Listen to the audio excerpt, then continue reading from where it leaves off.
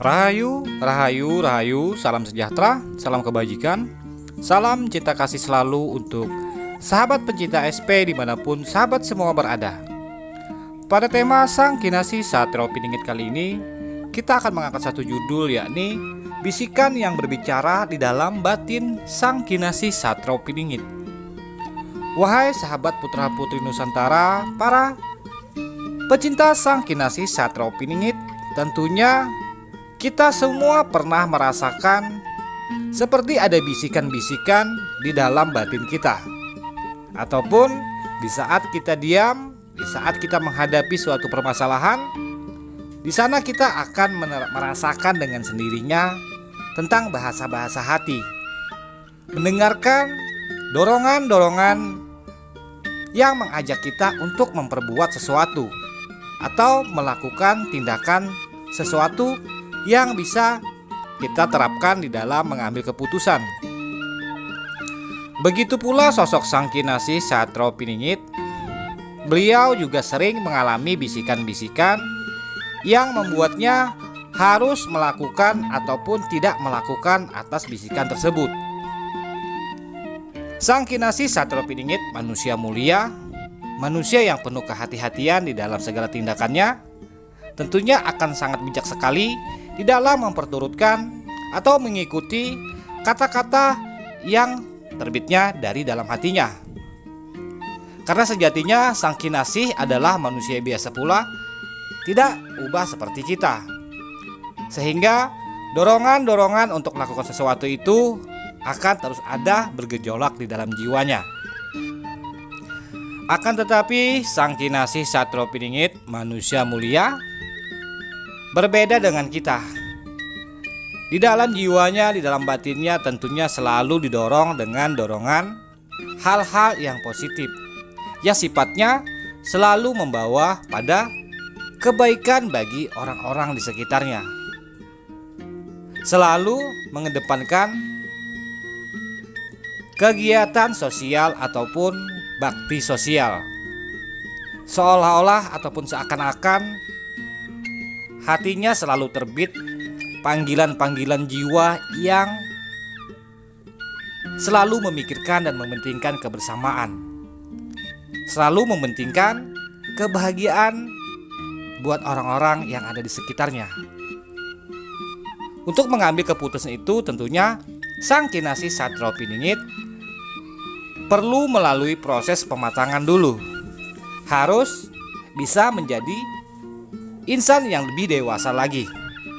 Karena jika saja beliau salah di dalam mengikuti arahan dari kata hati tersebut, tentunya akan berdampak buruk bagi langkah-langkah Sang Kinasih selanjutnya. Setiap insan putra putri Nusantara memiliki dorongan-dorongan di dalam jiwanya. Akan tetapi sebagai penimbang rasa, sebagai tolak ukurnya adalah akal pikir kita.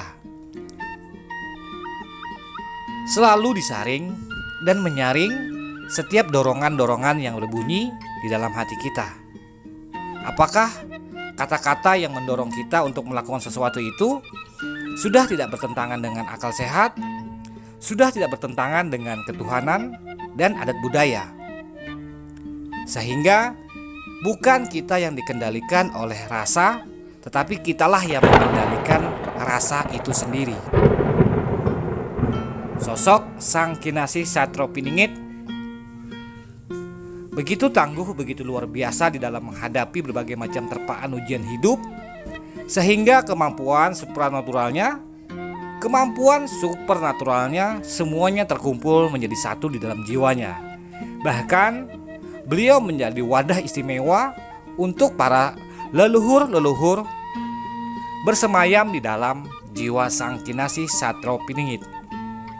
Itu mengapa pula sebabnya Sang Kinasih sering berdiam diri, karena beliau sedang mengkaji atas segala apa yang ada di dalam dirinya, termasuk kata-kata bahkan bahasa-bahasa hati yang cenderung sering mendorong Sang Kinasih Satrio Piningit untuk melakukan sesuatu.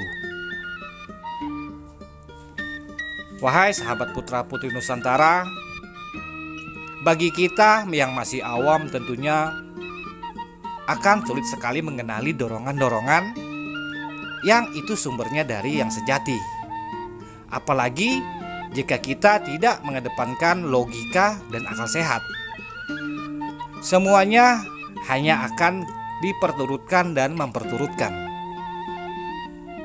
Untuk kalangan spiritual, bagi mereka-mereka yang telah senior, mereka cenderung lebih berhati-hati di dalam menuruti ataupun memperturutkan segala anjuran-anjuran bahasa-bahasa hati yang ada yang terbit di dalam diri setiap kita masing-masing.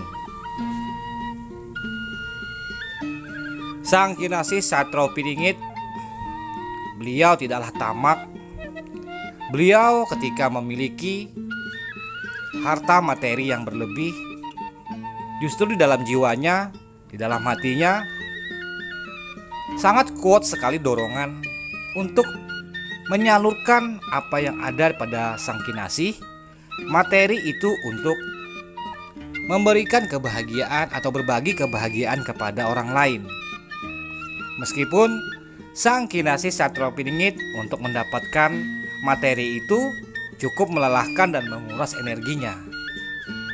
Tidak seperti kita yang masih awam, semakin banyak mendapat materi, semakin kita tumpuk-tumpuk, semakin kita bermegah-megah dan saling banding membandingkan satu dengan yang lain.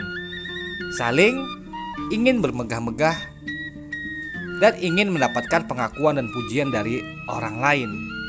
Akan tetapi sikap tulus, sikap kasih Sang Kinasih ketika beliau mendapati harta materi, beliau selalu memikirkan orang-orang yang susah yang ada di sekitarnya.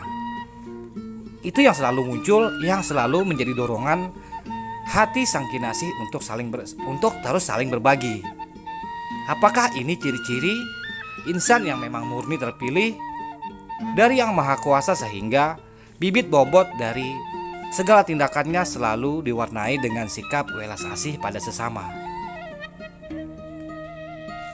Sang Kinasih Satropiningit, apabila beliau nanti akan diangkat menjadi Sang Ratu Adil, tentunya beliau sudah mendapati puncak kesadaran yang benar-benar tingkat tinggi, yang sudah ditempa dan digembleng secara alami oleh pengalaman dia sendiri, sehingga setiap mengambil keputusan beliau tidak akan pernah salah, karena sudah pernah teruji dan terasah berdasarkan pengalaman-pengalaman yang ia lalui dan jalani semasa beliau di dalam penggemblengan alam semesta. Salam santun, salam rahayu, salam kebajikan, salam cinta kasih selalu untuk sahabat pencinta SP.